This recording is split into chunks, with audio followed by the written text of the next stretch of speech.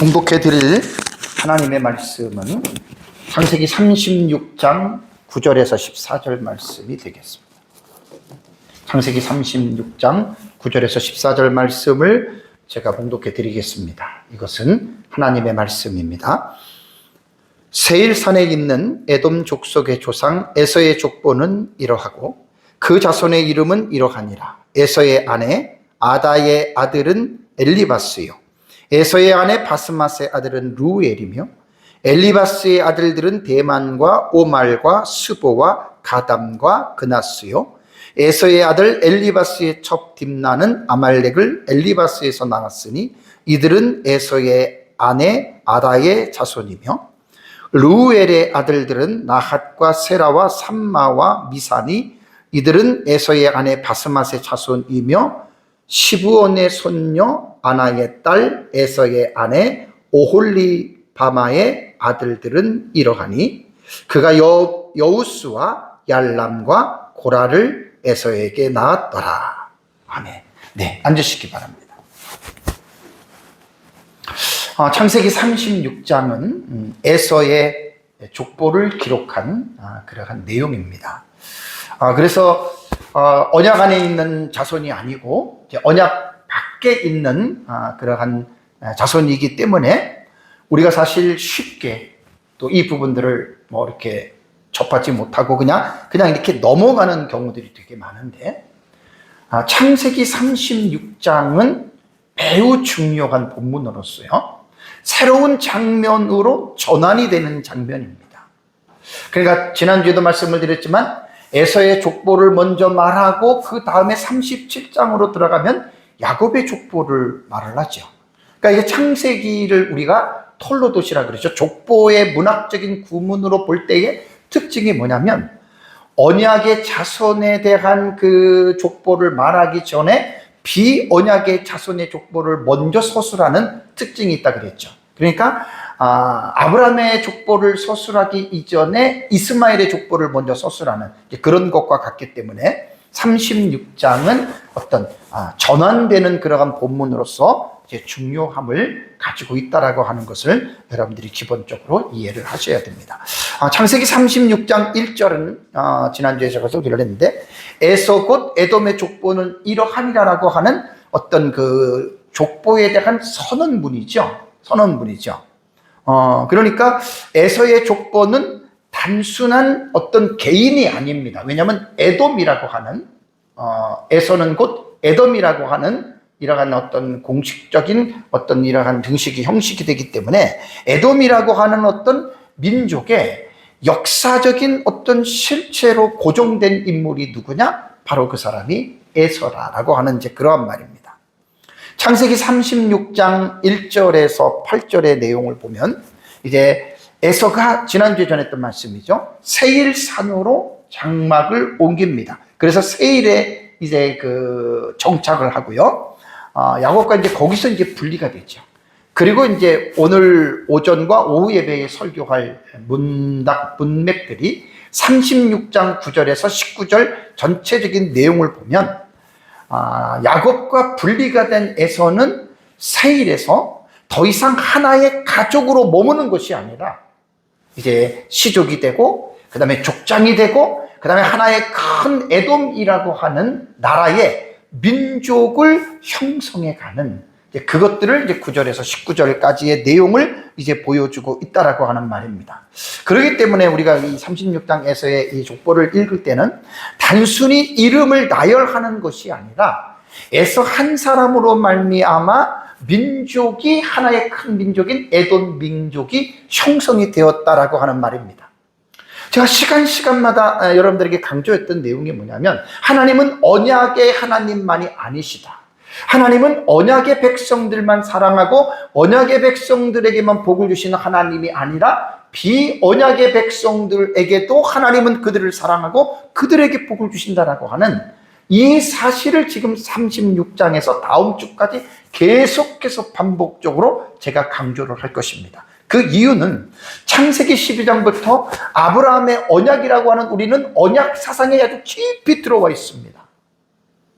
그러니까 12장부터 지금까지 이제 35장까지 아브라함의 언약 안에 우리가 언약의 우물에 푹 들어와서 언약 외에는 사실 다른 것들이 거의 안 보이잖아요. 여기서 이제 한 가지 우리가 잘못될 수 있는 게 뭐냐면, 언약이라고 하는 이 부분을 분명하게 우리가 이해하지 못하고 그냥 언약이라고 하는 우물 안에 풍덩 빠져버리게 되면 언약 외의 자손들, 언약 외의 민족들에 대해서는 우리가 그들을 무시하고 우리가 그들을 무가치하게 볼 수 있다라고 하는 말입니다.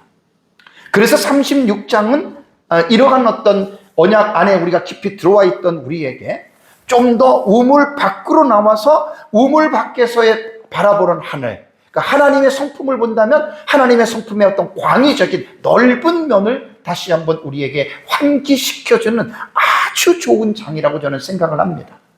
지난주에도 제 설교를 들어보시도 알겠지만 계속 이 사실들을 3번 정도의 텀으로 제가 강조를 했습니다.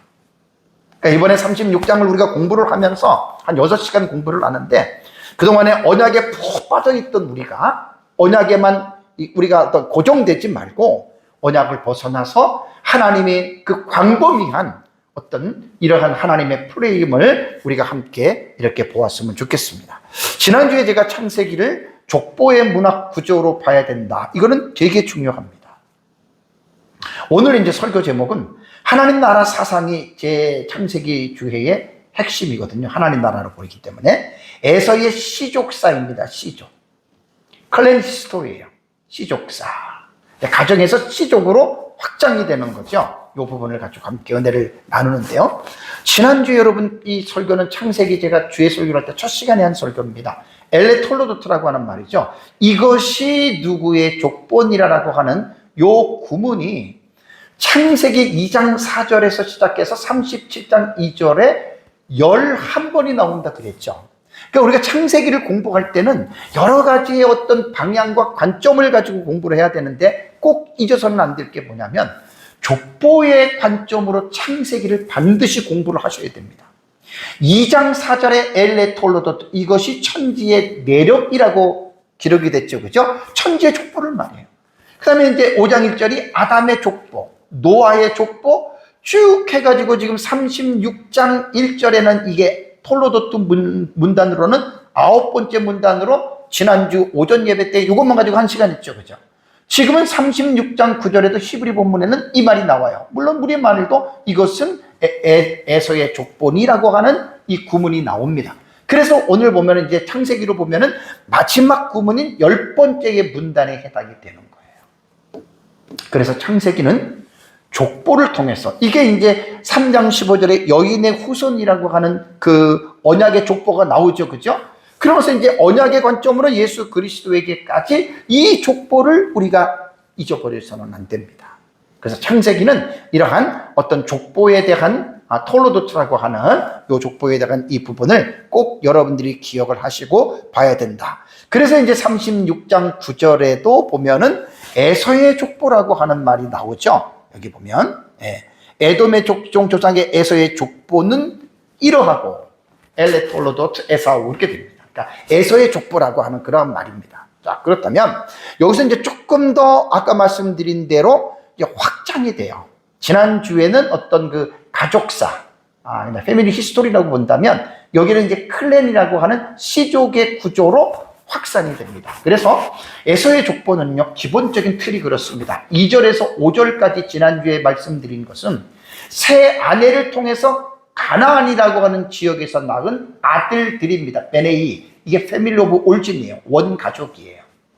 그리고 이제 오늘 오전에 설교할 9절부터 14절의 내용은 장소가 들어가죠. 세일산에 있는, 그러니까 세일산에서 에서의 아들의 아들들, 베네이에요. 아들의 아들들, 그러니까 손자들이 포함이 되는, 그래서 이것을 갖다가 클랜이라고 하는 시족의 가족사라고 말을 하는 겁니다. 확산이 이제 이렇게 되고요. 다음에 이제 15절부터 19절은 제가 오후 예배 때에 설교를 할 내용인데, 여기에는 시족 사회, 시족의 부족, 역사에서 말한 인물을 동일 인물을 호칭을 하면서 말을 하면서 명칭이 바뀌어져요. 그들에게 붙는 호칭이 바뀌어져요. 알루프라고 하는 족장입니다. 그래서 이제 이것은 뭐냐면 이제 조금 시족보다는 좀 더 커지는 부족 연맹이라 그러죠. 칩스라고 그래요. 부족의 역사가 나오고, 그 다음에 이제 다음 주에 볼 20절에서 30절의 역사는 에서의 자손은 아니지만 세일산에 있는 호리 족속의 역사가 나옵니다. 그러니까 36장에서 요것이 이제 특이하고, 지난주에도 말씀드린 대로 에서의 그 어떤 민족이 단일 민족이 아니에요. 호리 족속이라고 하는 세일산의 이 족속하고 같이 연합이 되는데, 20절에서 30절은 그 부분을 지금 말을 하고 있고요. 다음에 이제 31절부터 39절은 에돔의 왕조입니다. 에돔 멜레크, 모나키라고 하는 에돔의 왕조사에 대해서 말을 하고요. 그 다음에 40절에서 43절은 에돔 족속의 대표자들이 11족장이다. 자, 보세요. 이스마엘도 12족장이죠. 그죠? 야곱도 12지파지요. 족장으로 보면 돼요. 에서도 11족장이에요.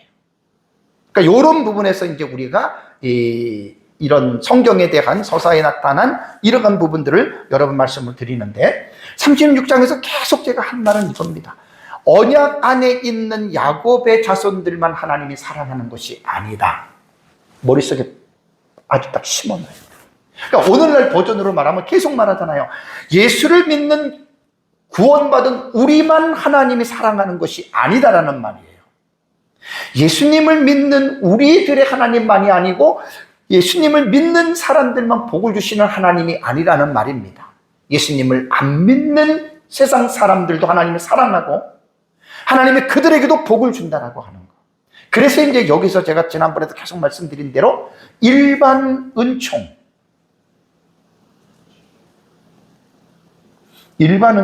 대 특별 은총. 우리는 특별 은총의 부분에 속한 사람들이에요. 그래서 이제 이런 부분들을 여러분들이 기본적으로 마음속에 잘 생각을 하시고요.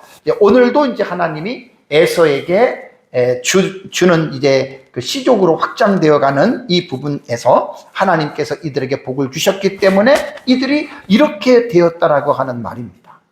우선 이제 오늘 9절에서 14절의 내용을 간략하게 여러분들한테 말씀을 드리면, 에서의 후손을 무작위로 아무렇게나 그냥 적은 게 아니에요. 분명한 어떤 가족의 족보를 적는 흐름이 있어요. 그것이 오늘 9절과 14절의 내용을 보면은 모친 계열을 중심으로 서술하고 있습니다. 지난번에 제가 야곱의 12아들들에 대해서 여러분들에게 말씀을 드릴 때 기억나시죠? 창세기 35장 23절에서 26절에 야곱의 12아들들의 그 족보의 그 기술 방식은 목의 중심이죠. 그죠? 그리고 역대상 2장인가요? 그 5장 2절이죠? 거기는 목의 중심으로 기록된 게 아니죠. 그죠?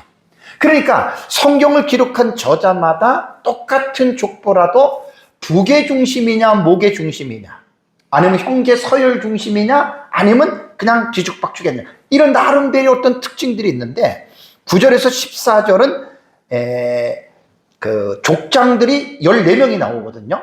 14명이 요건 이제 오후에 14명이 나오는데, 이제 그 부분에서는 이제 모계를 중심으로 이제 그 에돔에 대한 이 민족에 대한 이 부분을 이렇게 기록한 것을 여러분 볼 수가 있습니다. 그럼 이제 9절을 먼저 보겠습니다.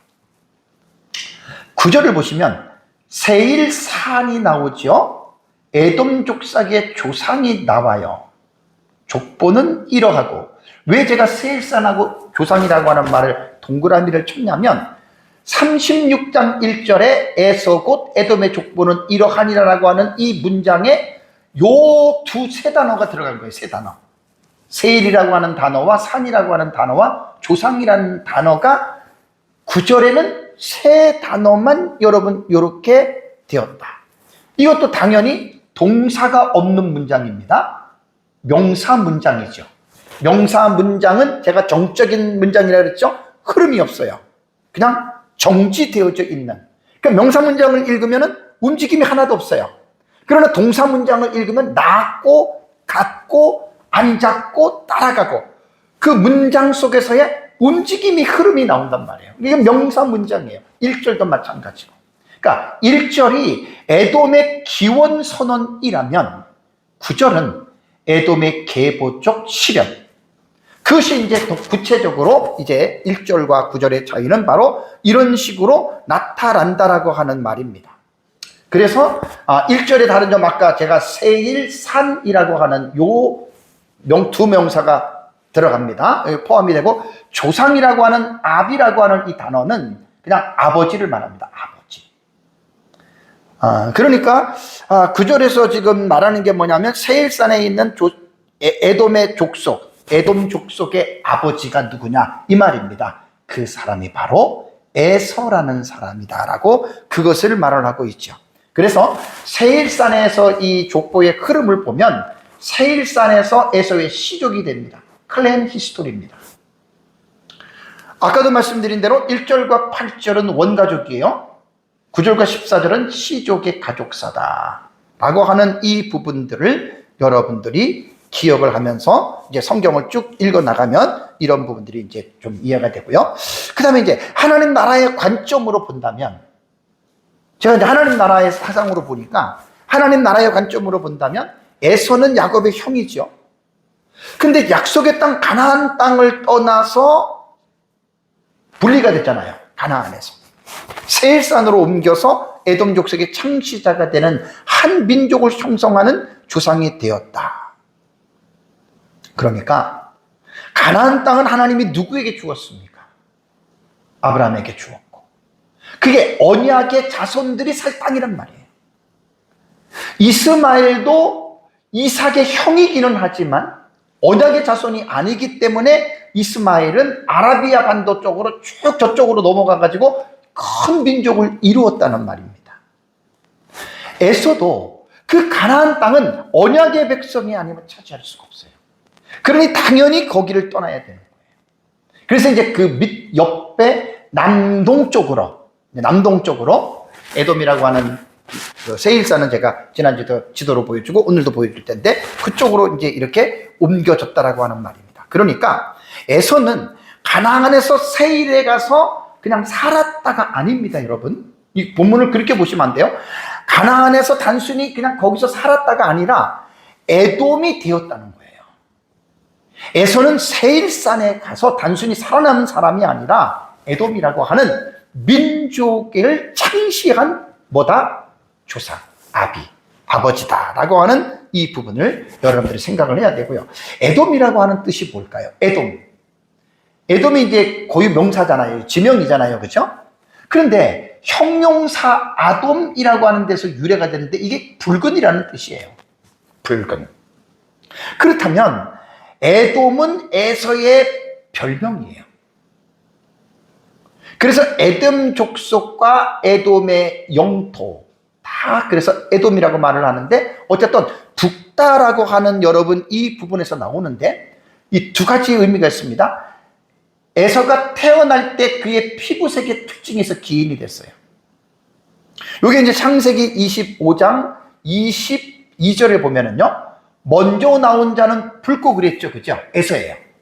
자, 여기서 북다라고 하는 말이 여기 형용사, 이것은 또 아드몬이라거든요. 이것도 그냥 붉은 불구수레간이라고 한 말인데, 다윗에게도 그 용모가 북다 그랬죠. 그죠?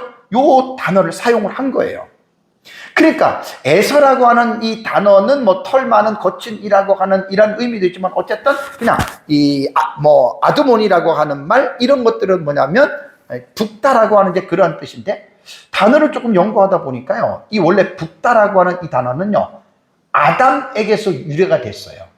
요게 여러분 특징이 뭐냐면, 여러분들은 모르겠지만 요 알렙하고 달렛하고 mem이라고 하는 요 세 자음이 꼭 들어갑니다. 여기 다 들어갔죠? 여기 히브리어는 요 보통 세 자음으로 음절이 이루어져요. 그래가지고 거기다가 이제 모음이 붙고 접두, 접미, 중간에 어떤 다른 표시들이 붙어서 이제 단어를 형성하게 되는데, 요 세 단어가 거의 다 비슷한 거예요. 아담은 뭡니까? 아담은 뭐 인류, 인간 이렇게도 되잖아요. 그렇죠?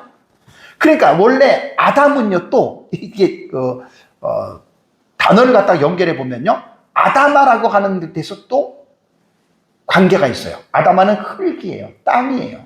그러면 결론은 뭐냐면 이 에돔은 북다 그랬잖아요. 아담이다, 아돔이다, 아담하다. 다 같이 연관이 있어요. 그러니까 피부색이 이게 흑색이잖아요. 그죠? 인간이. 백인 빼놓고, 그죠? 황현종 같은 경우는. 그러니까 피부색인 붉은색과도 관련이 있는 것. 그래서 이제 인간은 흙으로 만들어졌다. 이런 식으로만 여러분들이 생각을 하면 되고요. 그래서 이제 피부색 때문에 에돔이라고 하는 북다라고 하는 말이 들고, 두 번째는 장자권을 포기하고 붉은 죽을 선택하는 데서 별명이 또 연관이 돼요. 창세기 25장 30절에 야곱에게 말을 하잖아요. 내가 피곤하니 그 붉은 것을, 요게 아돔이에요. 이거는 이제 정관사고요. 아돔. 똑같은 거예요. 붉은 것. 그러니까 죽이 색깔이 붉다 그랬잖아요. 그죠? 그 붉은 것을 내게 먹어라. 내게 먹게 하라. 그러니까 에서의 별명이 쟤는 붉은 죽을 먹었던 애. 그래서 에돔이 됐다. 이렇게 이제 에돔에 대한 부분은 두 가지로 여러분들이 생각을 하시면 됩니다. 자, 이제 10절로 넘어가시면, 자, 그 자손이 나옵니다. 에돔의 자손입니다. 여기 세일산에서 이제 족보를 정리하는 거예요. 그러니까 그 자손은 이름은 이러하니라. 에서의 아내 아다의 아들들은 엘리바스요. 한 명 나오죠. 또 에서의 아내 바스맛의 아들은 르우엘이며 한 명씩 나오죠. 그죠? 자, 여기서 제가 이 창세기 36장을 설교하면서 많이 좀 정리가 된 게, 여러분들 한번 쭉 읽어보세요. 36장을 43절까지. 집중하기가 좀 힘들어요. 왜 힘드냐면 아내의 이름들이 앞뒤가 뒤바뀌어요. 그리고 에서의 아내는 지난주에도 말씀드린 대로 26장 34절에 두 아내가 나오고 28장에 세 번째 아내가 나오죠. 그죠? 그 아내의 이름들을 하고 36장에서는 지금 9절에서 지금 14절에 한 번 얘기를 하고 15절에서 19절까지 또 에서의 아내 이름이 또 나옵니다. 여기서 이름들이 뒤죽박죽해요. 아버지의 이름도 바뀌어져요. 그러니까 처음 이걸 읽으면은요, 무슨 말인지 몰라요. 그래서 저도 설교를 할 때 되게 시간이 걸렸어요. 왜? 어차피 제가 설교를 하려면 제가 알아야 여러분들에게 말씀을 드릴 수 있기 때문에 잘 제가 정리를 하고 왔다 갔다 많이 하면서 이 부분들에 대해서 제가 여러분들에게 말씀을 제가 이제 정리를 해서 드리겠습니다. 에서의 아내들의 이름은 아까 말씀드린 대로 26장 28절, 28장 9절, 36장 2절, 5절, 9절, 14절에 네 군데 나옵니다. 이게 다르다는 거예요. 그래서 이것을 가지고 제가 쭉 보면서 지난주에 제가 이 내용을 가지고 여러분들한테 한번 설교를 했는데 틀린 게 하나 있었어요. 이게 되게 헷갈려요. 요거를 보면서 여러분들이 성경을 보셔야 헷갈리지 않지, 이 도표가 없이 여러분들이 그냥 읽어 나가시면 이해가 안 됩니다. 왜 틀리지? 이것 때문에 시간이 되게 많이 소모가 돼요.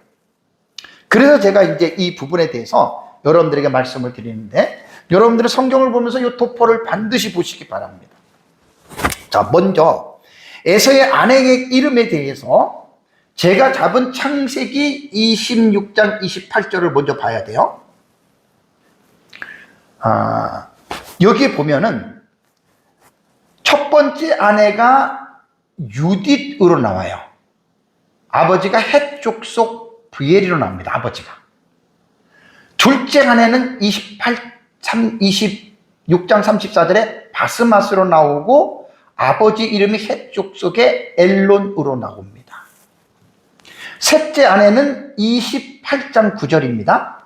28장 9절에는 이름이 마할라시고 아버지가 이스마일로 나와요.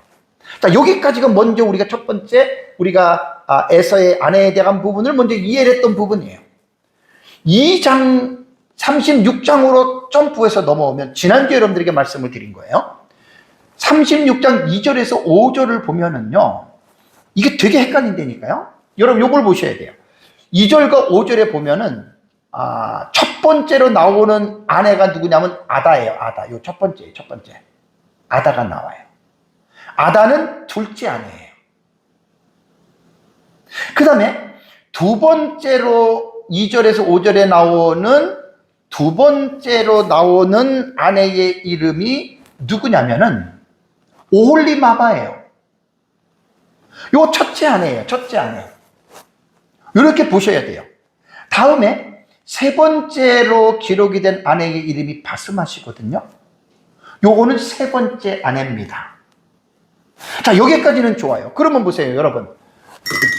유딧하고 오홀리마바가 이름이 같아요, 틀려요? 다르죠. 바스맛과 아다가 달라요? 같아요, 달라요? 다르죠. 마할락과 바스맛이 다 달라요. 그러니까 여러분들이 혼자 성경을 읽으면 이게 도대체 뭔 말이야? 여기는 헷 족속의 부엘이라고 나왔는데 여기는 시위 족속의 아나예요. 아버지가 또 달라요. 여기는 바스맛과 아다가 부인의 이름이 다른데 아버지는 헷 족속의 엘론 같아요. 여기는 마할랏이 이스마엘 느바요스의 누이인데 이름만 바스맛인데 이스마엘 느바요스는 똑같아요.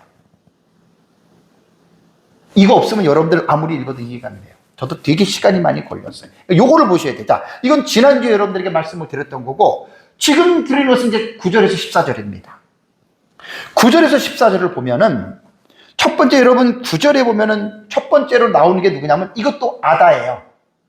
첫 번째 누구 나와요? 아다의 자손들이 나온단 말이에요. 요거는 에서의 둘째 아내입니다. 되게 헷갈려요? 다음에 두 번째로 나오는 게 누구냐면은 10절을 보면은 두 번째예요. 두 번째 바스맛이에요. 바스맛. 그 다음에 세 번째로 나오는 것이 여러분 14절을 가보세요. 세 번째가 오홀리마바예요. 오홀리마바. 그러면 이제 세 개를 한번 같이 볼까요? 자, 첫 번째 아내가 유딧이었죠? 36절에 오홀리마바, 여기 오홀리마바, 이건 어때요? 같지요, 그죠? 같아요. 그리고 두 번째 아내가 아다, 여기도 같아요. 세 번째도 36장 2절에서 9절에서 이것도 같아요. 그러면 첫 번째의 이름이 제시했던 이 이름과의 이 부분을 우리는 어떻게 이해를 해야 되느냐? 성경이 틀렸습니까? 성경이 틀렸다 그러면 큰일 나죠. 성경은 틀리지 않았어요. 그래서 제가 지난주에 여러분들에게 말씀을 드린 대로 모세가 이 사실에 대한 이름을 기록할 때 대부분 사람들의 이름이 어땠다 그랬어요? 하나의 이름을 끝까지 갈 수도 있지만 그 이름이 살다 보면 어떻게 해요? 바뀌어진다 그랬죠. 그죠? 아내의 이름도 마찬가지고 부친 아버지의 이름도 마찬가지예요. 이거는 고대 근동 문화에 대한 이러한 저술들을 볼 때에 이런 경우들이 흔하다고 합니다. 그래서 지난번에 제가 아브람도 아브라함으로, 사레도 사라로, 야곱도 이스라엘로 충분히 믿지 않는 그러한 사람들도 충분히 여러분 이렇게 이름이 바뀌어질 수 있다라고 하는 말이에요. 그렇게 본다면 여러분 이것은 이름이 이명 다르다라고 하는 이 부분에는 큰 문제를 삼을 것이 전혀 없습니다. 까탈스럽게 자유주의 신학이라든가 이런 성경을 훼손하고 무너뜨리려고 하는 사람들은 이런 걸 가지고 성경에 잘못됐다라고 하는 그렇게 트집을 잡는데 개혁신학은 절대로 그렇게 보지 않습니다. 절대로 그렇게 보지 않습니다. 그래서 이름이 다르다라고 하는 여러분 이 부분은 우리가 이 차원에서 우리가 이해를 해야 되고, 지난주에 제가 이제 반드시 여러분 이게 족보는요 도표가 없이면 여러분들이 읽어도 헷갈려요. 그래서 도표를 먼저 딱 만들어 놔야 돼요. 에서의 아내도 대부분 보면은 순서가 아다가 먼저 나오고 바스맛이 나오고 오홀리마바 이런 순으로 나오잖아요. 그죠? 많은 사람들이 아다가 먼저 나오니까 첫째로 보는데 둘째 아내입니다. 바스맛은 셋째 아내고 오홀리마바가 첫째 아내입니다. 이 도표를 꼭 기억하세요. 이거 만드는 시간 꽤 걸렸어요. 왔다 갔다 되게 힘들어요. 그리고 도표를 딱 이렇게 만들어 놓으면 우리가 이 36장은 요것만 여러분들이 있으면요, 금방 이해가 돼요. 요 도표하고 요 도표. 두 개를 딱 놓고 여러분들이 성경을 읽어가면서, 저도 성경에 첫째, 둘째, 셋째 다 동그라미 쳐놨어요. 안 그러면 헷갈려요. 앞에서 읽은 사람하고 뒤에서 읽은 사람하고 다르니까 이 부분들이 헷갈린다는 말입니다. 그래서 우리가 성경을 읽을 때는 먼저 이런 경우는 뭐냐면 구조적인 부분이거든요. 구조가 이해가 안 되면 되게 혼란스러워요. 되게 혼란스러워요. 자, 그러고 나서 이제 여러분 이제 보면은 11절을 보면은요, 여러분 10절에서 11절을 보시면 11절을 내가 여기다가 안 적어놨네. 적어놓은 것 같은데. 네. 11절을 여러분들이 보시면은 엘리바스의 아들들은 대만과 오말과 스보와 가담과 그나스요라고 하는 말이 있죠. 그죠? 11절에. 그럼 엘리바스의 아들들을 말하죠. 엘리바스는 여기 있잖아요. 아다의 아들이 엘리바스라는 말이에요. 그러니까 11절은 엘리바스가 지금 대만과 오말과 스보와 가담과 그나스를 낳았다. 5명의 아들을 낳았다. 요거를 지금 말하는 거예요. 그러니까 요거는 여러분들이 족보를 딱 보면 그냥 딱 한순간에 이해가 되고, 그리고 11절을 딱 읽으면 아, 이게 이거구나라고 딱 정리가 되는 거예요. 대만이라고 하는 사람과 그나스라고 하는 사람, 두 사람에 대해서만 약간 제가 말씀을 드립니다. 뭐 전체적으로는 자료도 없고, 그래서 약간 있는 자료들을 가지고 말씀을 드리는데, 대만이라고 하는 사람은 주석가들이 후대에 에돔 지역의 대표 지역으로 발전했던 지역이 대만이라고 이야기를 합니다. 예레미야서 49장 7절과 오바댜 9절에 보면은 대만은 에돔의 지혜와 용사를 대표하는 지명으로 사용이 되었다라고 그래요. 그러고 나서 여러분 욥기를 보면 욥의 친구 중에 엘리바스가 있죠. 그죠?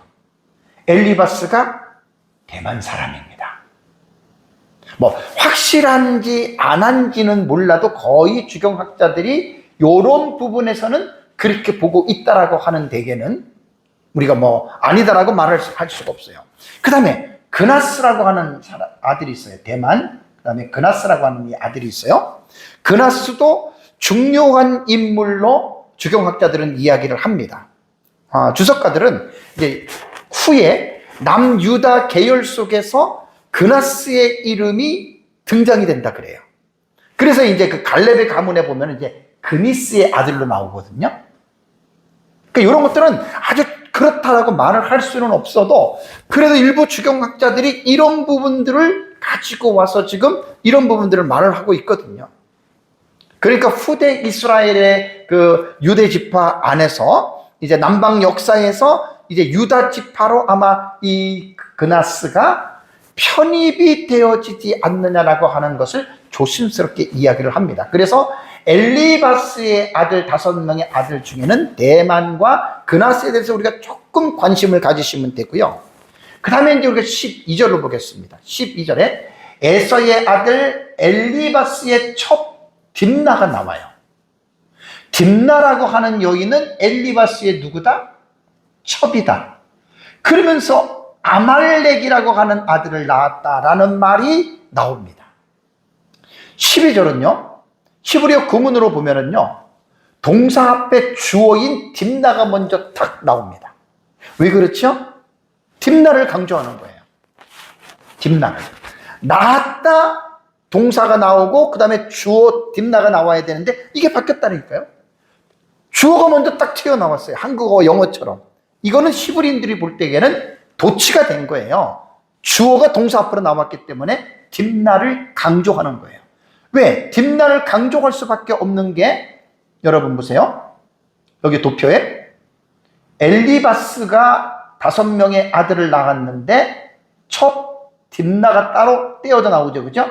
딥나를 통해서 아말렉을 낳았다. 그러니까 엘리바스의 자손은 5+1해서 6명이라 그 말입니다.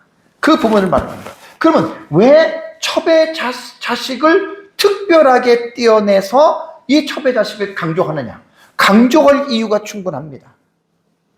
나중에 이 아말렉이라고 하는 이 아들은 족장이 되고요. 그리고 나서 이제 후대에 독립적으로 에돔과는 분리되어서 이 아말렉이 이스라엘 백성들이 가나안을 들어가기 전에 광야에 들어갔을 때 후미에서 이스라엘 백성들을 처음 공격한 민족이 누구 민족? 아말렉 민족입니다.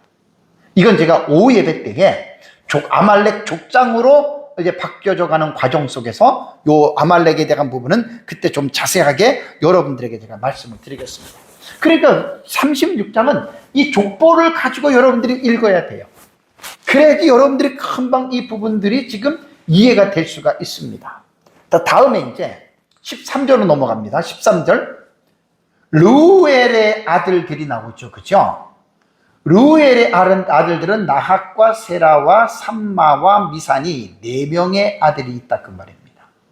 근데 이 르우엘의 아들은 아내 바스맛의 자손이라 모계를 분명하게 밝히죠. 그죠?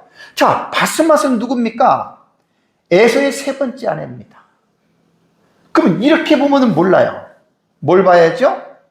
여기서 이제 보시면 바스맛 여기 나오죠? 2번째 문단에 바스맛을 기록했잖아요. 에서의 3번째 아내입니다. 이거를 족보로 보면은 바스맛이 도표에는 2번째 나오는데 셋째라고 써놨죠. 그죠? 르우엘을 낳았지만 르우엘의 아들이 나하, 세라, 삼마, 미사 4명을 낳았다.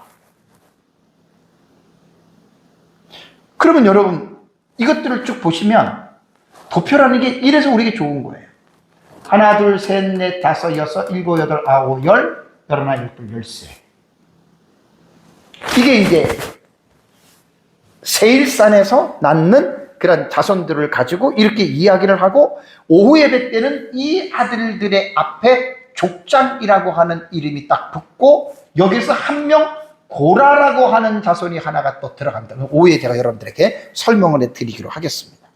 그래서 13절의 내용은 이제 르우엘의 아들들을 5명을 이렇게 말을 했고요. 마지막에 이제 여러분 14절을 보겠습니다. 14절.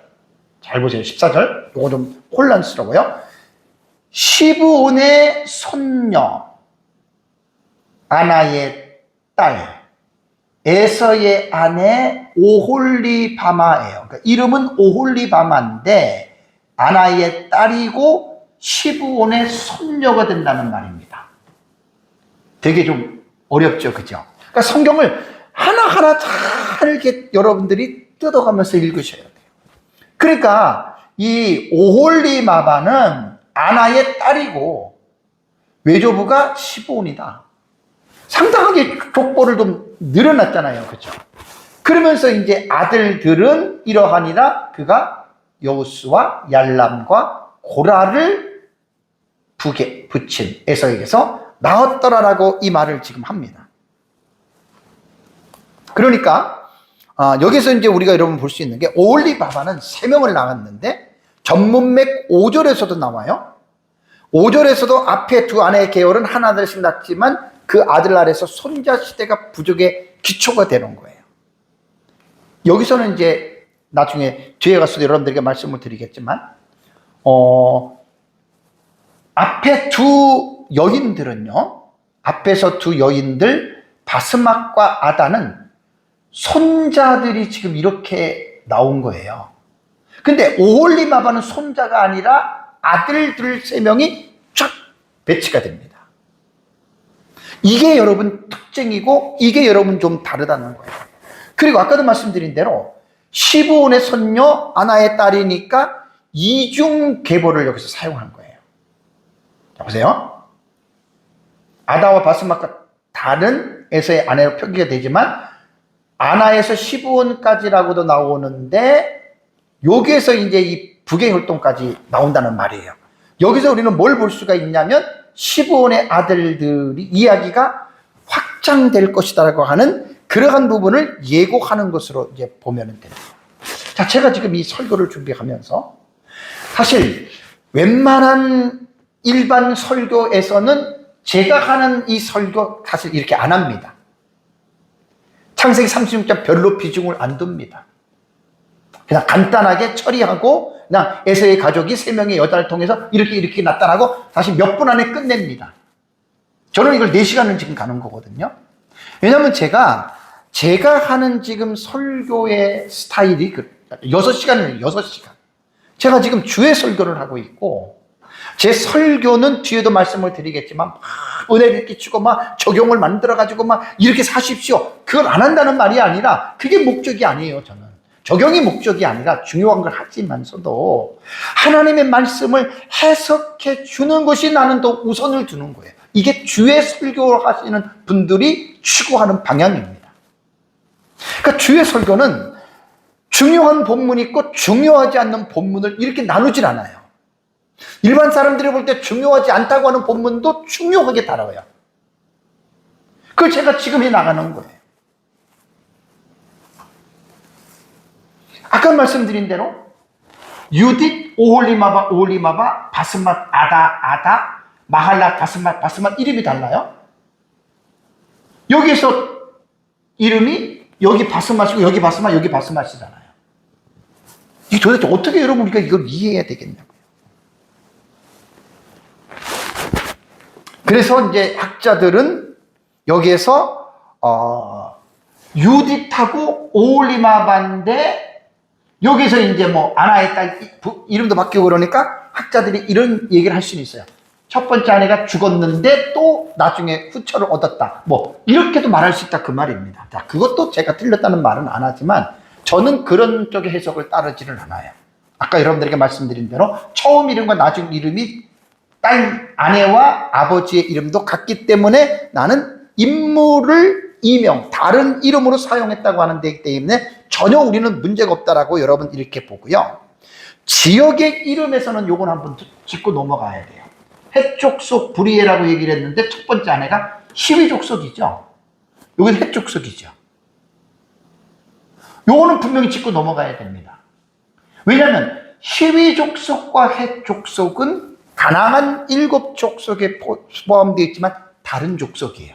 같은 족속이 아니에요.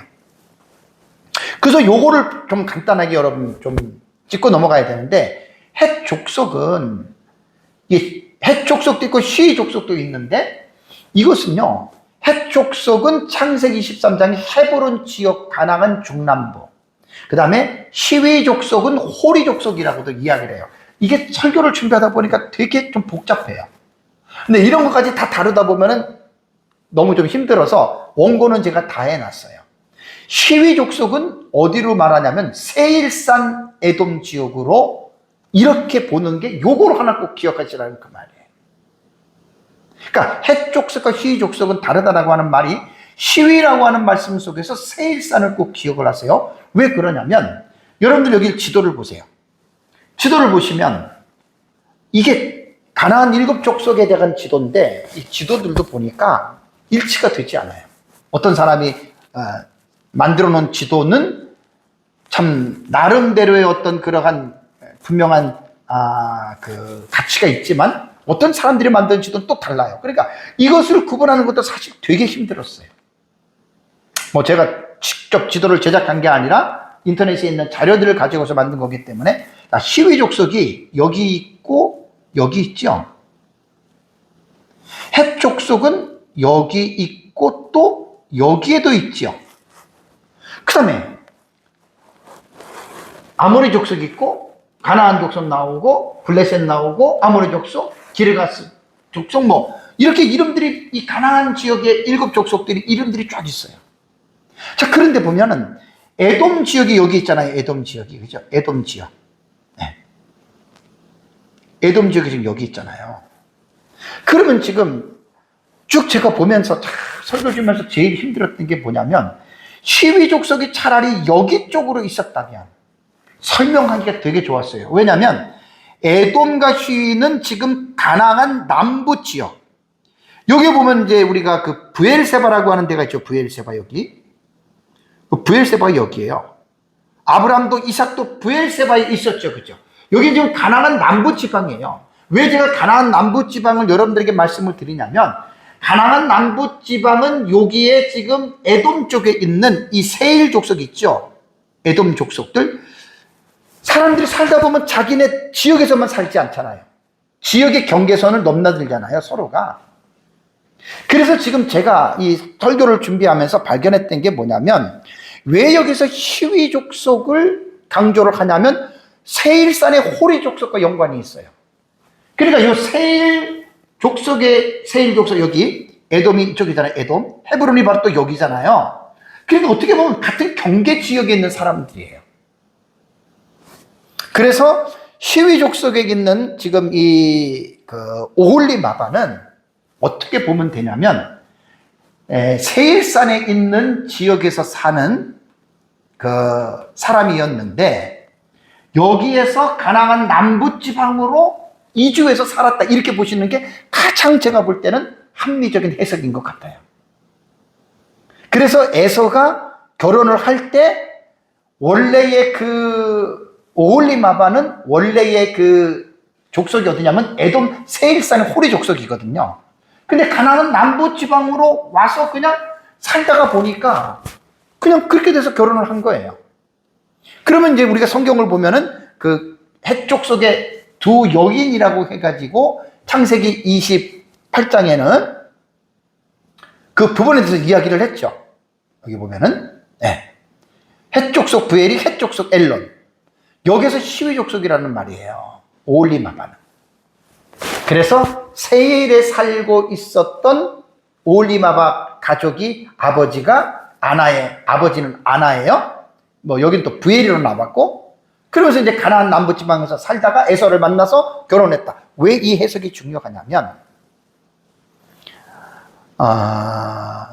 에서가 지역을 옮길 때 야곱과 살다가 자기들의 소유가 많아지니까 갈라지잖아요.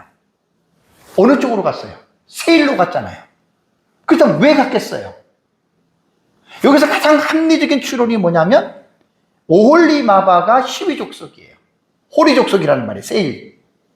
이게 보니까 이제 사본상에서도 시위를 홀이라고 한 또 사본이 있어요. 이거는 뭐 복잡해가지고 제가 여러분들에게 말씀 안 드리는데, 어쨌든 그냥 그렇게 본다면 간단하게 말씀을 드리면, 주경학자들이 이 해석이 가장 합리적인 내가 발견한 게 그겁니다. 오홀리마바는 세일의 호리족속의 일원이었다. 그래서 에서가 세일산으로 갔다. 이게 이제 가장 합리적인 이제 그러한 해석이 되고요. 또 오홀리마바의 계보에 대한 족장의 이름을 붙을 때에도 아까 여러분들에게 말씀을 제가 드렸잖아요. 뭘 말씀을 드렸습니까? 엘리바스와 르우엘의 이 손자들이 족장이 되거든요.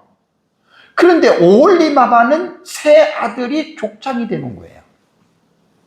이것을 이해하기 위해서는 오홀리마바의 외가가 세일산이란 말이에요.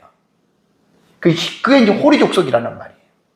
그래서 그쪽으로 가서 아마 이 오홀리마바의 아들들이 어떤 지역에 대한 어떤 그러한 명성도 있고 어떤 그러한 것 때문에 이제 새 아들들이 직접 이제 족장이 되는 아마 이렇게 됐다라고 하는 그런 말입니다.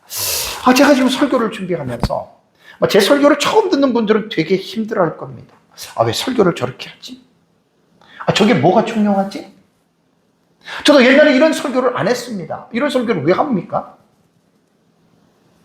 제가 늘 지금 주의 설교를 하면서 여러분들에게 몇 번 계속 강조하는 거예요. 저는 설교자가 성경을 해석해 주는 것을 설교로 본다 그랬어요. 적용도 설교자가 마음대로 만들어내는 게 아니라 성경 본문에서 이끌어 나가는 적용을 한다고 저는 분명히 누차례 여러분들에게 말씀을 드렸습니다.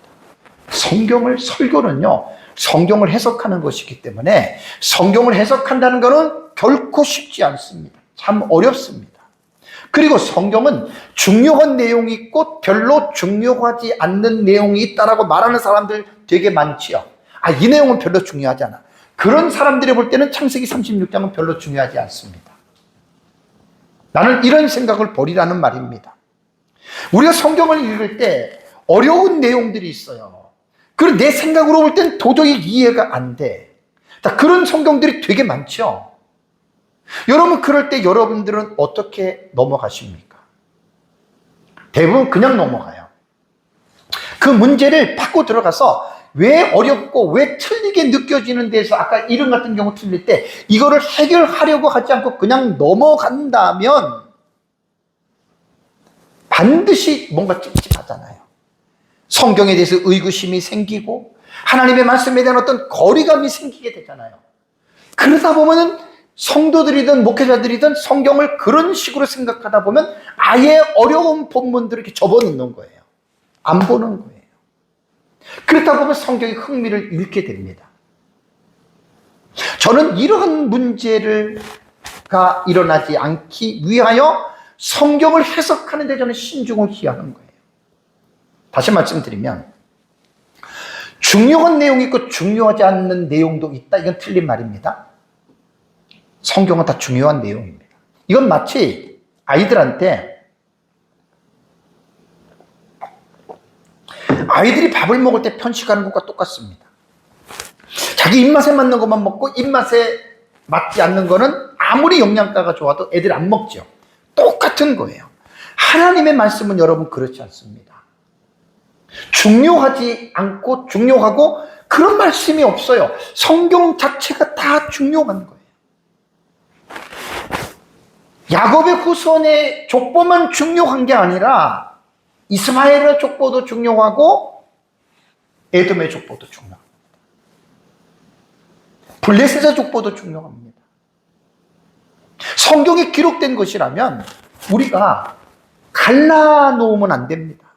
이거는 중요하기 때문에 우리가 깊이 봐야 되고 이거는 별로 중요하지 않기 때문에 우리는 이것을 볼 필요가 없다. 이거는 진짜 성경을 왜곡된 성경관을 가지고 있기 때문에 그렇습니다. 그 주의 설교의 특징이 뭐냐면 아무리 어려워도 설교자가 패싱을 할 수가 없어요. 패스를 할 수가 없어요. 반드시 연구를 해야 돼요. 시간을 많이 들이지 않더라도 반드시 연구를 해서 그 본문을 다뤄줘야 돼요. 그래야 성경 전체를 설교자가 좌우로 치우침이 없이 성경을 분명하게 여러분 해나가는 겁니다. 제가 창세기 36장 설교가 이제 6시간을 해나가는데 정말 힘들어요, 저는. 그 힘들다고 안 합니까? 그럼 주의 설교가 아니죠. 그러니까 성경은 전체가 더 중요하다라고 하는 인식을 여러분들이 가지시기 바랍니다. 사랑하는 성도 여러분, 창세기 36장의 이 비언약 계열의 족보예요. 언약에만 빠져있는 사람들이라면 별로 중요하게 여기지 않는 격가지의 본문이라는 말입니다. 별로 사람들이 중요하게 여기지 않지만 저는 그렇게 보지 않아요. 지난주에도 2시간 얘기를 했고 이번 주에도 이번 시간 오후 예배 말을 할 거고 다음 주에도 2시간 말을 할 거인데 하나님은 언약 계열의 하나님만이 아니다. 언약의 백성들만 사랑하고 복을 주는 분이 아니다. 비언약의 계열들에 있는 모든 민족 모든 사람 다 사랑한다. 오후 예배 때 설교에 한번 마지막 적용을 한번 들어보십시오. 애굽은 내 백성이라고 하나님 말씀하고 아수르도 내 사랑하는 자라고 이야기를 합니다. 하나님은 햇빛과 비를 믿지 아니하는 자들에게도 하나님이 내려주시고요. 이스라엘 백성들만 하나님이 선택하신 것은 이스라엘 백성들만 구원하기 위해서 이스라엘을 선택한 게 아닙니다.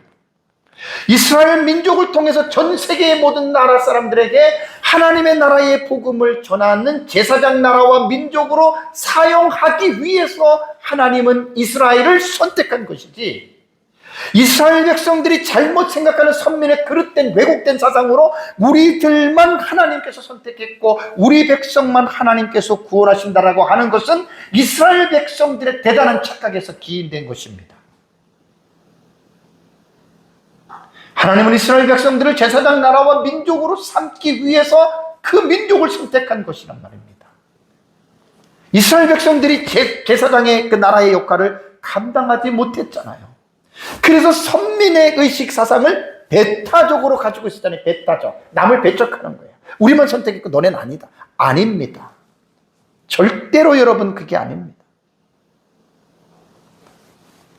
그래서 제가 시간마다 계속 강조할 수밖에 없는 게 여인의 후손이라고 하는 이 언약, 이 족보는요, 여인의 후손에 대한 되게 중요해요. 언약 신학에서 되게 중요한, 어떻게 보면 어떤 핵심 라인이거든요.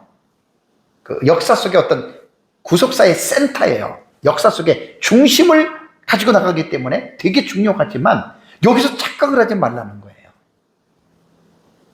여인의 후손의 계보를 이어가는, 어떻게 보면 이제 블루드라인이라고 혈선이죠. 대부분 이제 구속사 신학자들이 블루드라인이라고 계속 말하는 피의 십자가의 어떤 혈선, 되게 중요해요.